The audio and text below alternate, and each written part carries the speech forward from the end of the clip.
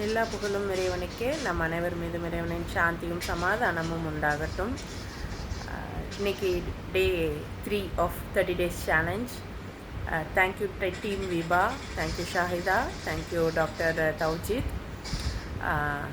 இன்னைக்கு என்ன எழுத சொல்லியிருந்தாங்க அப்படின்னு பார்த்தீங்கன்னா, நீங்கள் எத்தனை ஸ்டூடெண்ட்ஸ்க்கு சர்வ் பண்ணணும், எத்தனை கிளையண்ட்ஸ் உங்களுக்கு இந்த 12 மந்தில் இருக்கணும் அப்படின்னு சொல்லி கேட்டிருந்தாங்க. நல்ல ஒரு விஷயந்தான். நம்ம நினப்போம் நிறைய பேர் வரணும், நம்மளுக்காக வரணும், இந்த விஷயத்தை படிக்கிறதுக்காக வரணும் அப்படின்ட்டு.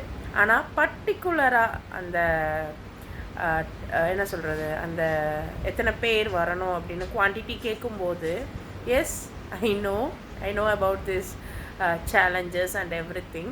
ஆனாலும் இதெல்லாம் நான் பிறருக்கு சொல்லும்போதை விட எனக்கு ஒரு ஆள் சொல்லும்போது yes I accept that challenge அப்படிங்கிறப்போ இது ரொம்ப அருமையாக இருந்தது.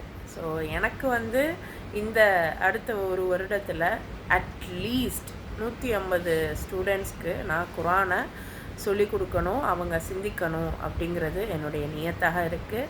இன்றைக்கி என்கிட்ட 3 ஸ்டூடெண்ட்ஸ் இருக்காங்க குரான் படிக்க மட்டும். இது நான் அடல்ட்ஸை சொல்லலை, குழந்தைங்களை சொல்கிறேன். ஸோ இந்த குழந்தைங்க கிட்டத்தட்ட 150 இன்ஷா அல்லாஹ் வரக்கூடிய காலங்களில் மாறணும். அந்த 150 குழந்தைங்க எத்தனை பெரிய குழந்தைகளை உருமாற்றும், எத்தனை லீடர்ஸாக உருவாகும் அப்படிங்கிறது இறைவன் அறிவான். ஏன்னா இறைவனுடைய குரானை படிக்கிறவங்க லீடர்ஸ் ஆகாமல் எப்படி இருப்பாங்க? அல்ஹம்துலில்லாஹ். ஸோ அதுதான் என்னுடைய இதாக இருந்தது. அதை தாண்டி இன்னும் ஒரு 4 கொஷின்ஸ் கேட்டாங்க, டைம் இல்லை. பட் ஒவ்வொரு கொஷினுமே மனதார குவான்டிட்டி நமக்கு முக்கியம் உள்ளதான். ஆனால் நம்மளுடைய கோலுக்கு குவான்டிட்டி ரொம்ப ரொம்ப முக்கியம். அதை மறுக்கவே முடியாது. அஸ்ஸலாமு அலைக்கும் வரஹ்மத்துல்லாஹி வபரகாத்துஹு.